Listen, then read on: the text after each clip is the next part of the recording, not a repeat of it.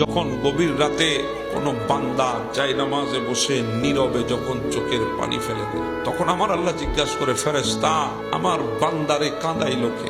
বলে, আল্লাহ আপনার বান্দার হৃদয়ে অনেক কষ্ট, আপনার বান্দার হৃদয়টা ভেঙে গেছে, কান কান হয়ে গেছে, মানুষ কষ্ট দিয়েছে তাকে।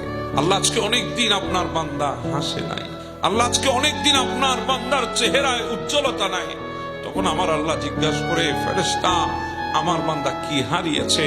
বলে, আল্লাহ সেটা তো আমাদের চাইতে আপনি ভালোই জানেন। এই কথা বলে ফেরেশতারাও কান্না শুরু করে। তখন বলে, আল্লাহ আপনার বান্দা কাঁদছে, আমাদের সহ্য হচ্ছে না, আপনি কিভাবে সহ্য করছেন? আমার আল্লাহ বলে, তোদের চাইতে আমার দরদ তো বেশি, তোরা তো নিষেধ করেছিলি, আমি তো বানিয়েছি, তোদের চাইতে আমার দরদ বেশি। বান্দা কাঁদে আমি দেখি, বান্দার হৃদয়টা ভেঙে গেছে আমি দেখি।